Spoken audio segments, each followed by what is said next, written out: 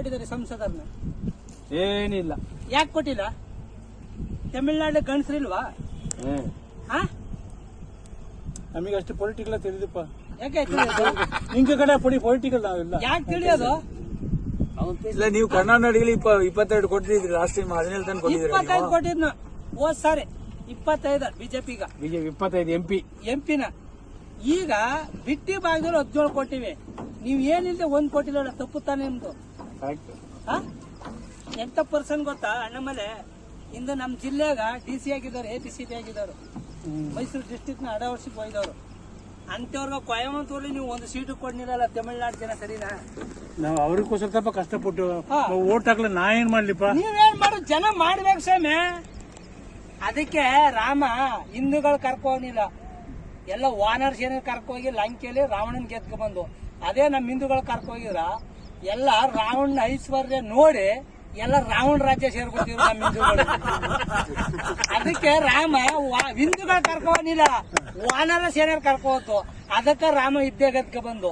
ನಮ್ ಹಿಂದೂಗಳು ಕರ್ಕೋಗಿದ್ರ ಅವತ್ತು ರಾಮ ಇದ್ದೇ ಗೆಲ್ಲಕ್ ಆಯ್ತಿರ್ಲಿಲ್ಲ. ಎಲ್ಲ ರಾವಣ ರಾಜ್ಯಕ್ಕೆ ಸೇರ್ಕೊಳ್ಳೋರು, ಎಲ್ಲ ಐಶ್ವರ್ಯ ಅಂತ ನೋಡಿದ್ರಲ್ಲ, ಅಂತ ಜನ ನಮ್ ಹಿಂದೂ ಜನ ಇಲ್ಲಿರೋದು. ಎಲ್ಲ ಫ್ರೀಗೆ ಅಡಾಪ್ಟ್ ಆಗ್ತಾ ಇದ್ರು. ಒಬ್ಬ ಪರ್ಸನ್ ಬೇಕಲ್ಲ, ವಿದ್ಯಾವಂತರು ಬೇಕಾಗಿಲ್ಲ.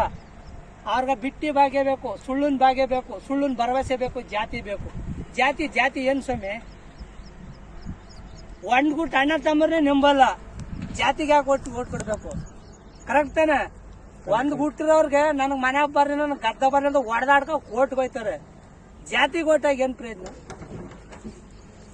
ಅಣ್ಣಾಮಲೈ ಬಂದಿರ್ಬೇಕು. ಅಣ್ಣಾಮಲೈ ಒಂದಾರ ಬರ್ಬೇಕಾಯ್ತು ಸ್ವಾಮಿ, ಕೇಳತ್ತಾರ?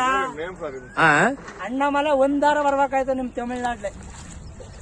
ಅಮ್ಮ ಪಕ್ಷ ಒಂದಿಲ್ಲ ಅಂತ ಸ್ಟಾಲಿನ್ ಮಗ ನಮ್ ಹಿಂದುತ್ವನ ಬೆಳೆದವ್ರಗ ನೀವು 40 ಸೀಟ್ ಕೊಟ್ಟಿದಾರಲ್ಲ, ಎಂತ ಮೂರ್ಖ ಮುಟ್ಟಾಡಿದಾರ ಅಲ್ಲಿ ಹಿಂದೂಗಳು. 39 ಸೀಟ್ ಕೊಟ್ರ ನಮ್ ಹಿಂದೂಗಳು ಜನ. ನಾವೇ ತುಂಬಾ ಕಷ್ಟವಾದ. ನೀವ್ ಕಷ್ಟ ಇಲ್ಲ ಸಹ, ಜನ ಕಲಿಬೇಕು. ಕಲ್ತಿಲ್ಲ ಅಂದ್ರೆ ಏನು? ಈಗ ಕಲಿಲ್ಲ, ಇನ್ಯಾವಾಗ್ಲೇ ಸ್ವಾಮಿ ನಾವ್ ಕಲಿಯೋದು? ನಿಜ ರಂಗ. ಅದ ಸ್ಟಾಲಿನ್ ಮಗ ಎಂತ ಹೇಳಿಕೆ ಕೊಟ್ಟಿದ್ನ? ಸನಾತನ ಧರ್ಮನೇ ಇಲ್ಲ ಅಂತ ಕೊಟ್ರ. ಸನಾತನ ಧರ್ಮ ಇಲ್ದೆ ಹುಟ್ಟಿದಾನ?